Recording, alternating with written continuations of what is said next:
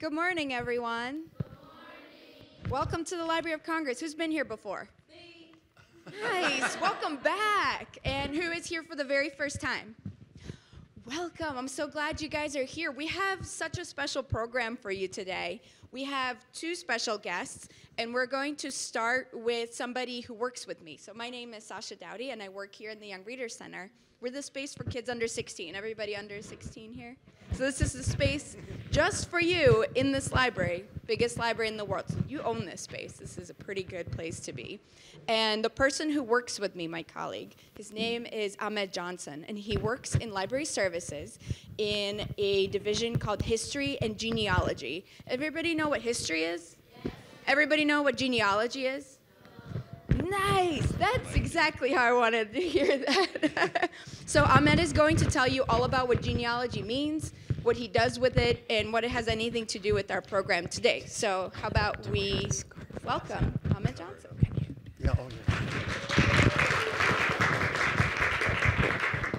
Thank you so much, Sasha. Once again, my name is Ahmed Johnson, and I work here at the Library of Congress. And my specialty is African American genealogy. And what does that mean? Can anybody tell me what genealogy means? No, nobody. Genealogy is the study of your family history. Okay? So is anyone interested in maybe what their grandparents were doing at your age? Maybe their great-grandparents and so on? Well, here at the Library of Congress, we have books where people have documented their family histories, okay? And you can come here and you can search our catalogs and see if we have anything relevant to your family. And everybody see this chart here? What's this?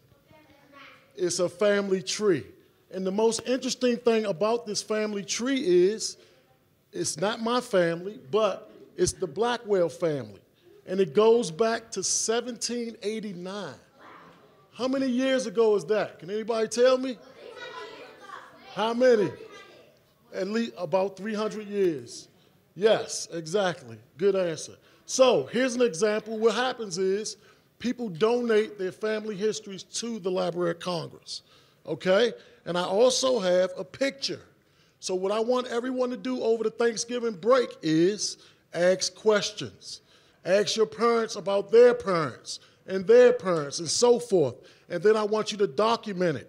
I have handouts over here where you can document this information, okay? Because one day, what do I want? I want your family history to be here at the Library of Congress. Everybody good with that? Can I get a hand clap for that? All right. So I have another goodie here. This is a picture of my family. This is my grandmother at the age of 2. She's now 98 years old. So I'm showing you this to encourage you to do the same thing. Look for pictures. Look in a photo album. Find pictures. Document the information that you find from the picture. Now, I'm going to pass this around, but this is very valuable to me. So what do I want? I want it back because this is a treasure in my family. So I'm going to start right here. And take a look at that picture, okay? And at the end of the program, if you have any questions, I'm here to answer them. Thank you so much, guys. Thank you.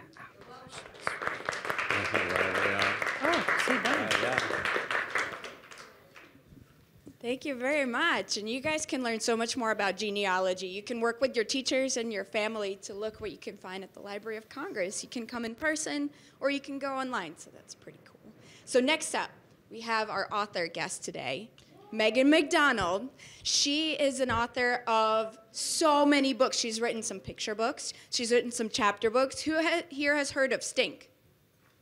Who's heard of Judy Moody? This is the author of Judy Moody and Stink. She also writes all kinds of stories. She gathers stories and she shares them. And there was even a movie made about one of her books. Yeah, the Judy. Yeah, exactly. You guys are fans here. So how about we hear from Megan McDonald about the newest book she wrote in the Judy Moody series and what it has to do with genealogy. So how about we welcome her, Megan McDonald. Thank you. Thank you, everybody. I'm so happy to be here, and I want to thank the Library of Congress and First Book and Candlewick Press for all working together to bring me here to talk with you today.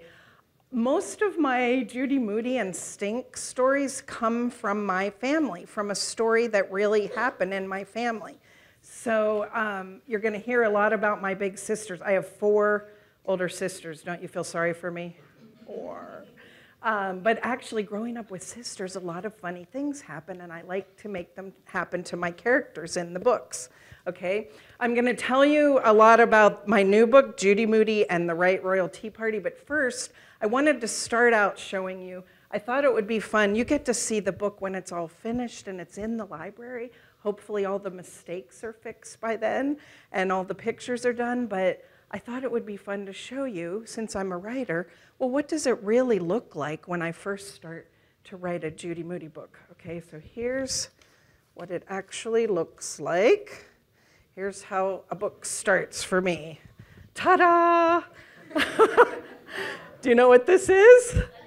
It's a napkin, and most people use it to wipe their mouth after lunch, right? But I'm a writer, so I write on anything. If I get a great idea for Judy Moody, I might not be at home, I might not have my computer, or I might not have my notebook with me, so I just scribble it on whatever I have, something like a napkin. On this napkin, if you can see in the middle here, it says, instead of Judy Moody, it says Judy Muddy.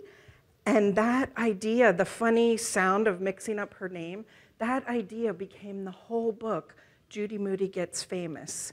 In that book, Judy decides she's going to try some funny ways to try to become famous and get her picture in the newspaper.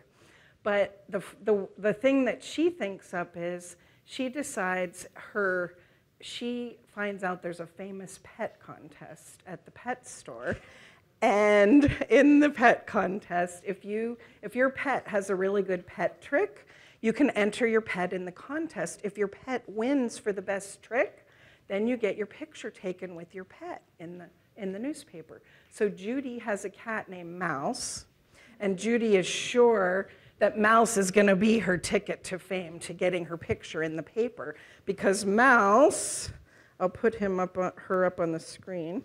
Oh, here's the napkin a little bit bigger so you can see where it says Judy Muddy there. And here's the book I'm referring to in Judy Moody Gets Famous. So Mouse has a special talent. She knows how to make toast. Her cat can push down the little button on the toaster and up pops the toast. And Judy's like, what could be a better pet trick than a cat who makes toast, right? So she's sure they're going to win the contest and she's going to get her picture in the paper. But when she gets to the pet store, there's a chicken who plays the piano. So Judy and Mouse get beat out by the piano-playing chicken. And so instead of winning, she gets second place, but she thinks, hey, at least I'll still get my picture in the paper, right? So when the photographer goes to snap the picture, just as she scoops up Mouse and has her cat in her arms, and just as the photographer goes to take the picture, Mouse leaps out of her arm and scratches her, and Judy goes, ah, like this, and instead of her face, the only thing that gets in the picture in the paper is her elbow. So instead of getting famous, she just has one famous elbow. Poor Judy. But now she thinks, okay, but even though it's just my elbow, it'll say my name in the caption under the picture, right? And everybody will know that's me, Judy Moody. And she goes to read her name in the paper, and instead of Judy Moody, the newspaper made a mistake and they spelled her name wrong. They called her Judy Muddy. Yes, so that was the idea when I first thought of that something could go wrong when she tries to get her picture in the paper. I scribbled it down on the napkin, and that's how it all started. Then, after I was thinking about what could go wrong, I remembered something really funny that happened to me when I first became a published writer. I got my picture in the paper, and I thought it would be so exciting to see my picture in the paper. So the day it came out, I went to the store and I made a mistake. I should have just looked inside the newspaper first to make sure that I would want anybody to see the picture of me, but I didn't look inside. I bought a bunch of papers and I brought them home, and when I got home and I opened the newspaper, I couldn't believe my eyes. The newspaper made a mistake, and instead of the picture of me for the author Meghan Macdonald, they printed a different picture with my name in the paper, so I brought it to show you today. Here's the picture of the children's book writer, Megan McDonald. Okay, you ready? What? It's a guy! So, this is the picture that was me. If you're not sure who this guy is, you might think it's Elvis or something, but if you're not sure who he is, it says Meghan Macdonald pictured. So everybody who read the newspaper that day thought this guy was Meghan Macdonald, the children's book author. So even things that go wrong that happen to you, or funny things like that, can become a story in a book. But my favorite way to get ideas is I like to take funny things that really happen, like family stories from when I was your age, and put them in my book. So I'm going to tell you a family story. I'll tell you the true story of what really happened. Then I'll show you how I change it for my book. Okay, but in real life, this is a story of a really funny joke that I got to play on my sisters. And when you're the youngest of 5, my older sisters were always pranking me and playing jokes on me, but one time, this is the one time I remember when I got my sister so good. So I wanted to put that family story in my book. Okay, but in real life, my whole family, we grew up in Pennsylvania, but we got to come to Washington, D.C. And we were just here to visit our friends, but when we got here, my mom and dad were like, hey, it's the Capitol and it's where the White House is. We could go take a tour. So my mom and my dad and all 4 sisters all got to take a tour. They went to the White House. Back then, it was a long time ago, so a man named John F. Kennedy was the president. And my mom, dad, and all 4 sisters got to go take a tour of the White House when he was president. I was too little. They said I would get bored and I would cry. So I had to stay home with our friends. But I was so disappointed because when you're the youngest, you want to do everything your big sisters get to do, right?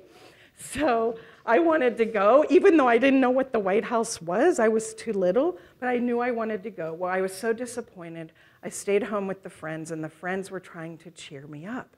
And to cheer me up, they got out this box they had with all these cool toys from when their kids were little. They said I could play with whatever I wanted in the box, and if I found one thing I really liked, they said I could I could keep it and take it home with me. So I went all through the box, and as soon as I saw it, I knew exactly which thing I was going to keep, because I knew I could use it to play a really funny joke on my sisters while they were at the White House and I wasn't. And the thing was, has anybody here read the first Judy Moody book? If you've read the first book, you might have guessed, but the thing was a hand, yes, a fake hand. And it looked so real, even though it's just plastic. It looked really real, so I took the fake hand, and I'm like, this is gonna really freak out my sisters, right? I went all over our friend's house, and I was like, what would be the absolute best place to put the fake hand to really freak out my sisters? So after I went through like all the rooms, I got to the bathroom.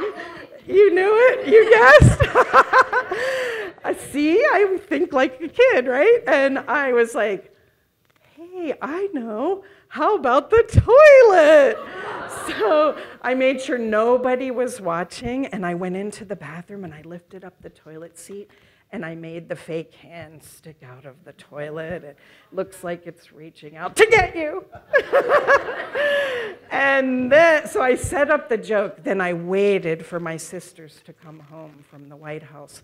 It took them forever. They were there all day, and when they got back, they were so excited about everything they had seen at the White House. They were talking. I was hardly listening because all I could think about is, when is somebody gonna go in that bathroom, right? And find what? The hand.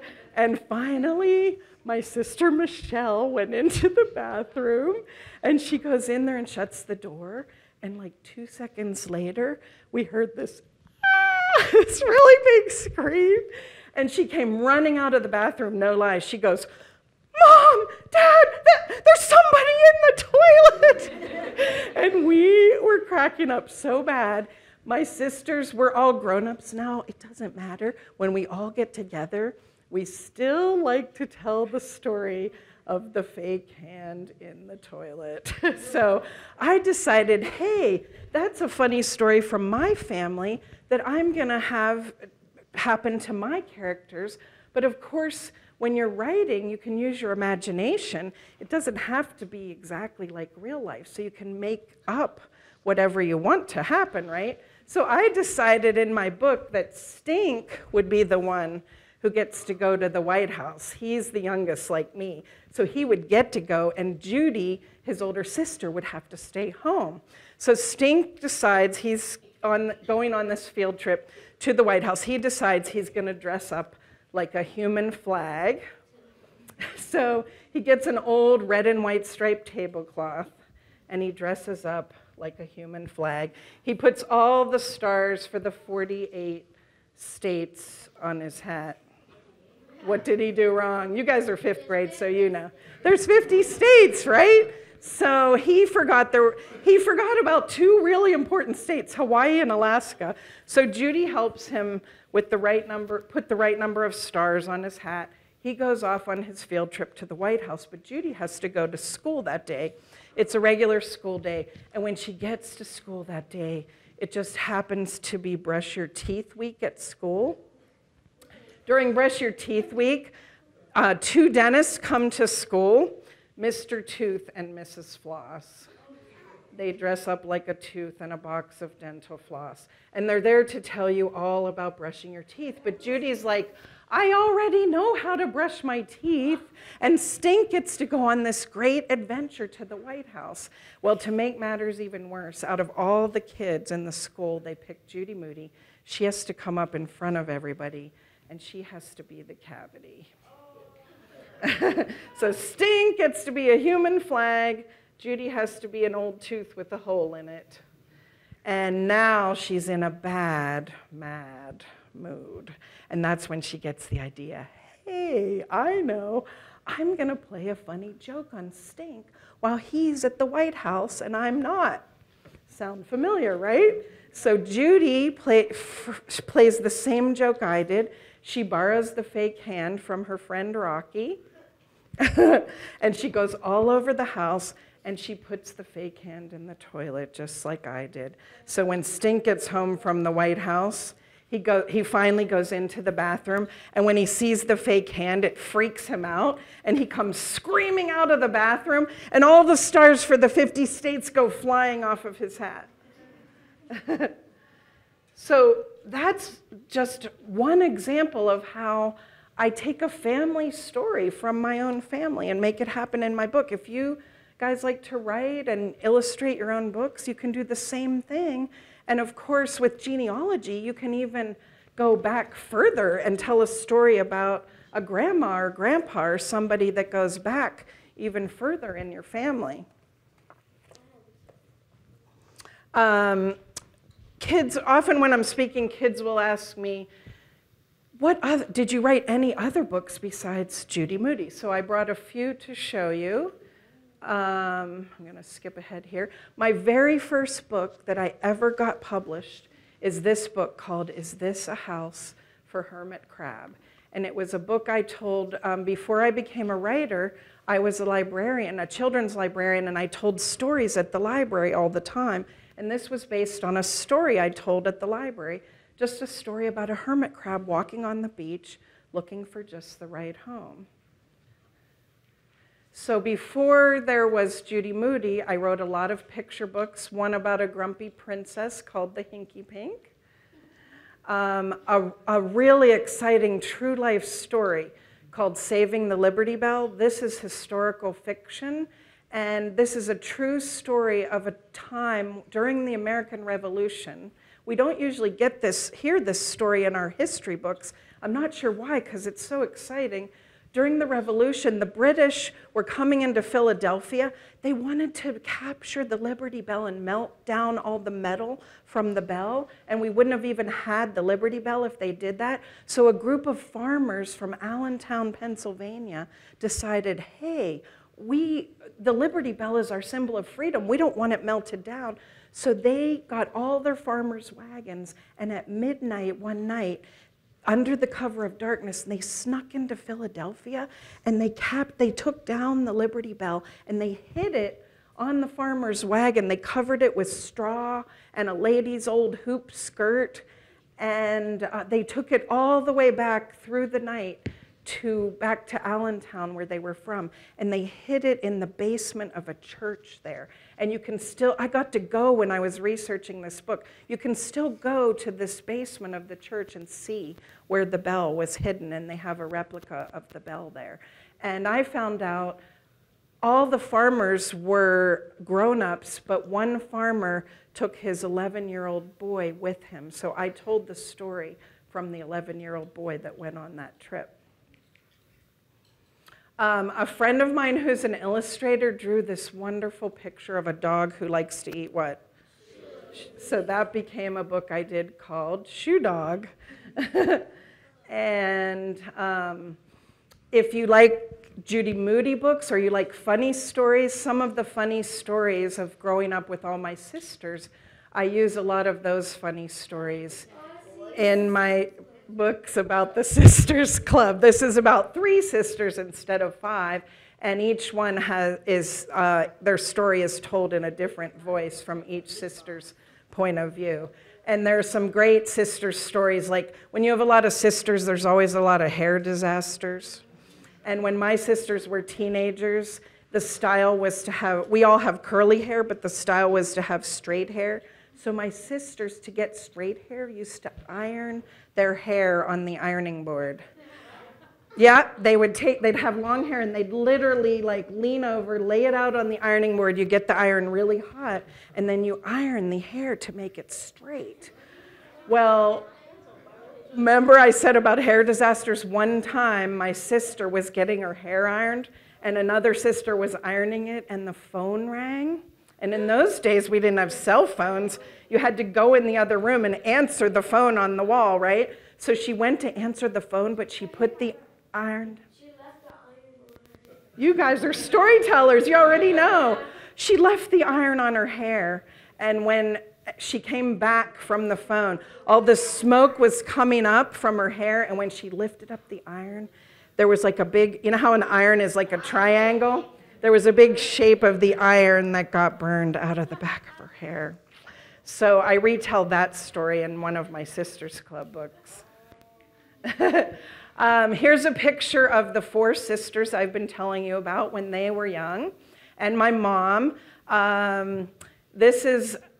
I wanted to show you a picture of the sisters from when they were young, from when we were growing up. So I told my sisters that I put this photo in the show for you, and they're like, well, you have to show everybody a picture of you because you're not in this picture. So I made a mistake. I told my sisters they could choose which picture I would show you today. So here's the picture of me that they chose to show you.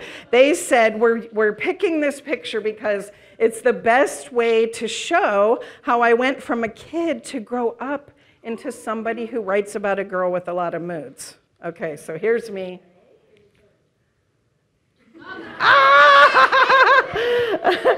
This is me when I was probably like 2 years old or something. And my mom and dad just wanted to take they dressed me up and they wanted to take a nice picture of me, and I was not having it. I would not get my picture taken. I Megan McDonald was in a mood. So I went over to the neighbors and I laid down with my face on the driveway and I was kicking my feet. And my sister, the one I played the joke on, she had just gotten a little brownie camera for her birthday. She came out and took a whole roll of pictures of me throwing a tantrum on the neighbor's driveway. So we call that one Megan Moody. Here's me today. Readers often ask me where I write, so there's a little room upstairs in my house where I have a lot of, like Judy Moody, I like to collect stuff. So you can see some of Judy Moody has some funny collections, like she collects pizza tables, you know, those little things in the pizza box that hold the lid up from getting in the cheese. And this is the giant jawbreaker. I think I might own the world's biggest jawbreaker, maybe. But that jawbreaker inspired Stink and the Incredible Supergalactic Jawbreaker. Judy collects Band-Aids. She admires Elizabeth Blackwell, who was the first woman to become a doctor in our country. If you can believe it, there was a time when only boys could go to medical school, and Elizabeth Blackwell thought that wasn't fair, so she applied and became the first doctor. So Judy collects Band-Aids because she admires Elizabeth Blackwell and wants to be a doctor when she grows up. And then if you look right here, Judy also collects ABC. Oh yeah, you see the hand? Where's the hand? Oh yeah, it's right up here. I have a little mini version. She collects ABC gum. Do you guys know what that is? ABC stands for already been chewed. So when we made the movie of Judy Moody, one of the things I got to do to help with the movie is I got to help the artists tell them what might be in Judy Moody's room and pick out some of the stuff that got to be in her room. And I said, well, she has to have her ABC gum collection. So the artists on the movie made a whole collection out of clay to look like it's gum that's already been chewed. And they put it on that little board, and they even made a name for every flavor of gum, and they hung it on the door. So when you watch the movie, if you look in her room, you'll be able to see the ABC gum collection. I also wanted to show you a rough draft. This is what it really looks like when I'm working on Judy Moody. This is from the very first book. And my editor is here today, so I can't say anything bad. But she's the one with the red pen. I'm the one with the typewriting. And she has a lot of opinions and suggestions, oddly enough. Of course, when I first send her the book, I think it's perfect and doesn't need to change at all, right? But she never thinks so. She always finds suggestions and things. And it's actually great because it makes it a much better book. She cuts out all the boring parts so you guys don't have to read those parts, which makes the book funnier. She helps me get a really good ending. I have trouble sometimes coming up with titles, so she helps me sometimes even think up a really good title. Even spelling the words the right way, it helps to have someone to help you with that. So I just wanted to show you what it looks like, because when I write a book, I usually write it maybe 3 or 4 different times. So I go through a lot of sloppy copies and rough drafts. The illustrator for Judy Moody is Peter. His name is Peter Reynolds. And Peter also has to go through rough draft. Imagine, like when he first got the story, he had to figure out, what's Judy Moody gonna look like? So the first time I got to see a sketch of her, this is what she looks like. But if she's supposed to be in 3rd grade, what do you think might not be right about this drawing? Yeah, she's too short and too young, right? She looks like she might only be 4 or 5 years old. So I went to a classroom near my house and took pictures of 3rd graders, and we sent them to Peter, and he made her taller. But this time, this is supposed to be the cover of the very first book, and it's a funny book, so you want the cover to make you laugh, right? So he put this, a different mood on the cover that I thought would not really make us laugh. Doesn't she look too sad to be on a funny book? She looks like she just had the most bummer summer ever. So now my editor went back to Peter and said, can we try maybe a different mood where she doesn't look quite so sad? So now she's a little taller and we're getting closer, but now in the next one I got to see, she looks kind of scary. Ah! Doesn't she look scary? Like, she's making a me collage that's all about herself and her family and her interests, but she looks like she's going to hurt somebody with those scissors. I have an idea. You should have drawn her laying on the floor. Yeah, exactly. That would have been good. So finally, Peter had to start all over again. Finally, he drew Judy to look like this, and I love this sketch because it looks like she's just about to play a funny joke on Stink, right? And she has her famous tiger stripe pajamas on, and she's the only kid with a shirt with no words, so she's gonna write, "I ate a shark" on her shirt. This became the first cover based on that sketch. You guys read that one? And today, Judy has a brand new look and a brand new cover with her tiger stripes and looks more like this. In full color, yeah. Okay, now I want to skip a little bit and I'm going to tell you about my brand new book, Judy Moody and the Right Royal Tea Party. This book, even though Judy Moody is made up in my imagination, I decided I was going to write a book where Judy was going to do a family tree, like not this complicated, but she was going to make her own family tree and find out if she went back to her great, 13 times great grandparents, find out about who she might be related to. So in order to do that, I had to look up, I had to do a lot of genealogy and family history of the name Moody, because that's Judy's last name and her family heritage, right? So when I looked up the name Moody, I found out Judy would have been related to some really interesting people. Like there was a James Moody who was on the Titanic, and he was like a junior officer, but he helped for three different lifeboats, he helped people from the Titanic get onto these lifeboats and save their lives before he himself died. So she might have been related. She thinks she's related to James Moody from the Titanic. When I first looked up the name, sometimes if you look up your last name, it wasn't always spelled the same way. So when I looked up Moody, if you go way back to the time of Shakespeare and Queen Elizabeth I in England, her name would have been Modig, M-O-D-I-G, Judy Modig, and Modig means brave or bravery.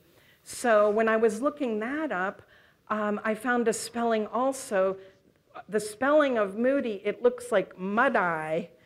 And so Judy starts to think she was also related to a pirate, Mud-Eye Moody. And then when she goes back far enough to the time of Shakespeare, she starts to think that she was related to Queen Elizabeth herself.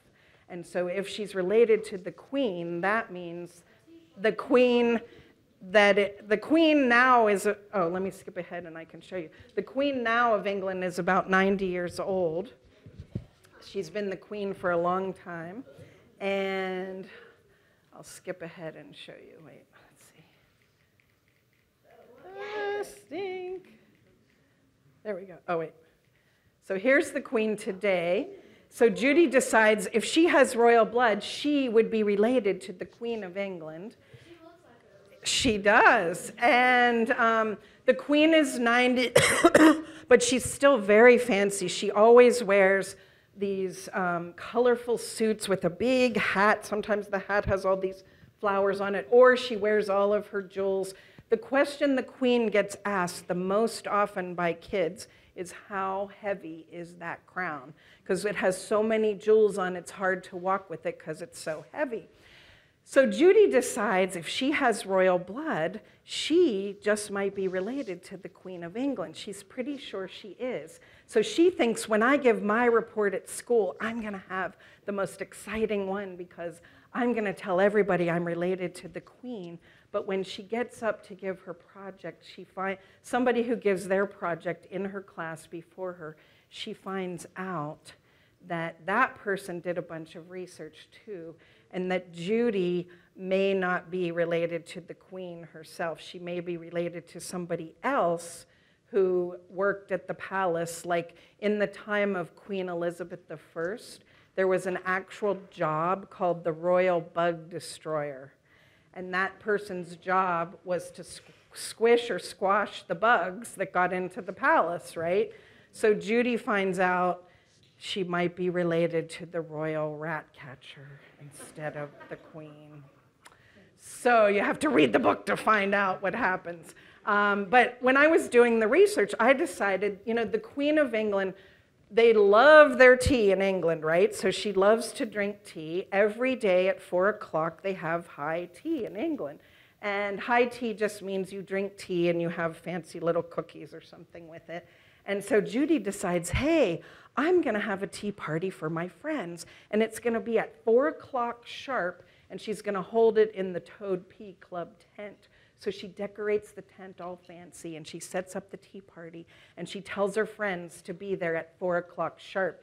But she writes it in a secret code, and nobody comes. At 4 o'clock, nobody's there. And she thinks, did they not crack the code? But she's sure they would have cracked the code. So then 4:01 comes, then 4:03, then 4:05, then 4:15, and they're not there. And she finally learns her friends thought a tea party sounded kind of boring. So they weren't planning on coming. So Judy has to think up, how can I make a tea party really exciting? And the reason it's a right royal tea party, in the back is a dictionary of some funny words, the way they say things if you live in England. So if you look up right royal in the back, it says right royal means extremely exciting and fun. So Judy decides she's going to make up some fun games.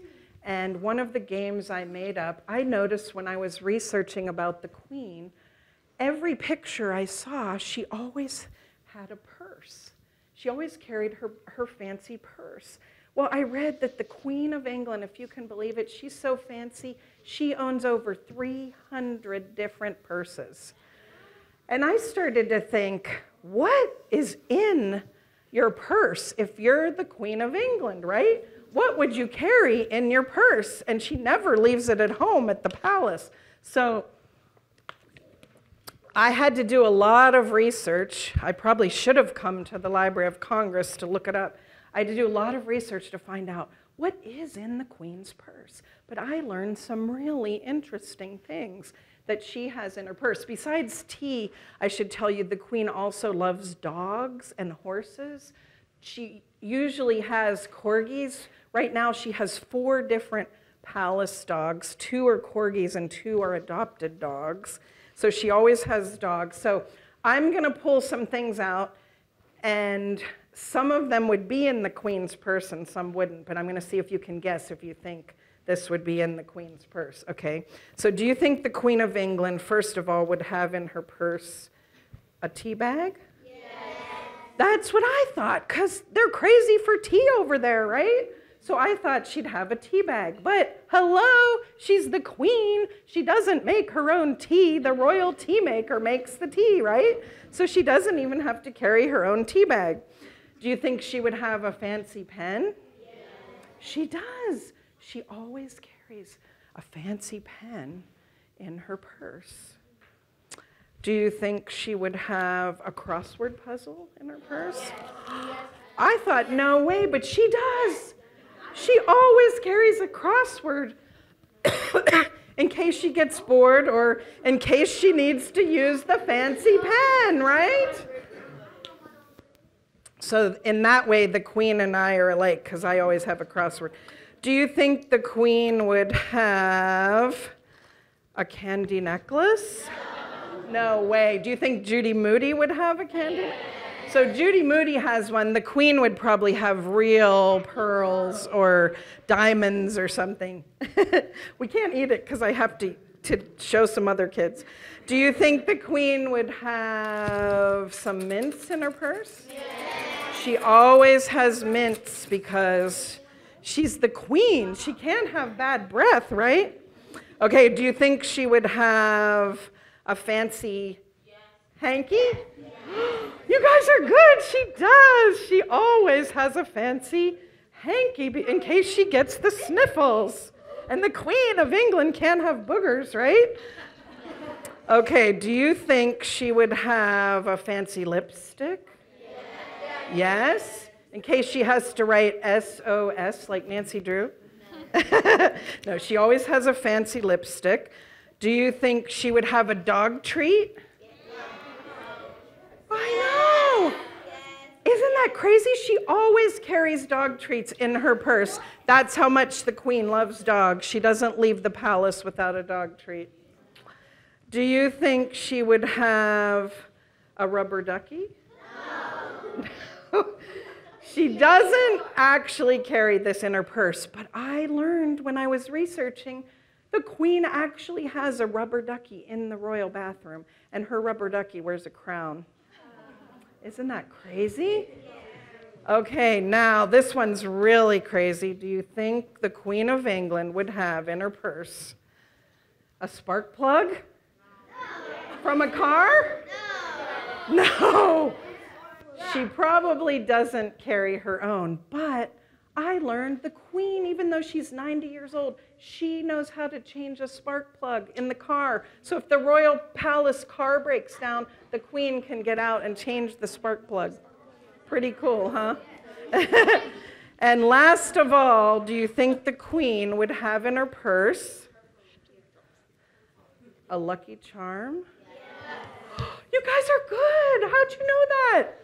I thought, no way would the Queen carry a lucky charm, but she does. She always has a lucky charm. However, I couldn't find out what her lucky charm is. So if you ever get to meet the Queen of England, please ask her for me, what is your lucky charm, so we can find out.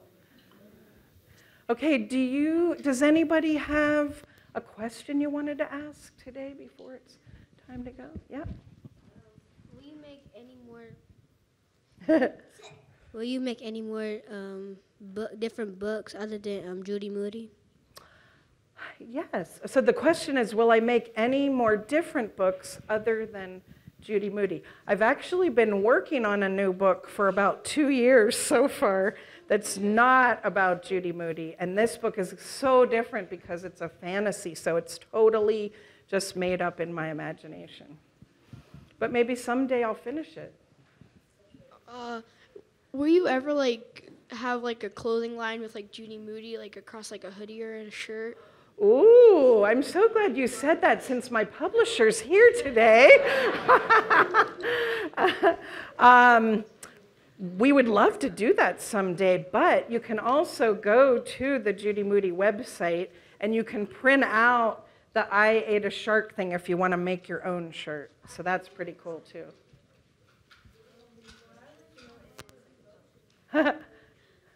What I would like to know is, how old are you? How old am I? Oh boy, okay. I am, let's see, I usually try to make it a math problem so you can figure out.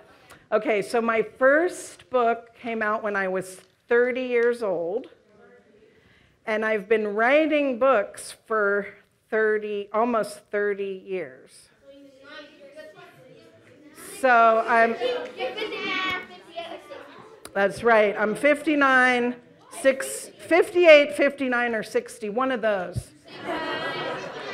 I'm 59, I'm almost 60. Next year I'll be 60 years old. Yeah. Oh, well thanks you guys, keep saying that. Did everybody get that? Go ahead. How long have you been doing Judy Moody books? Okay, how long have I been writing Judy Moody books? Well, long enough that kids who are in college now read Judy Moody when they were young. So the first Judy Moody book came out in the year 2000. So for about 18 years. So actually a little more because I had to write the Judy Moody book for a couple years before it came out. So probably about 20 years with Judy and Stink. So they're like my family, right? Oh, sorry.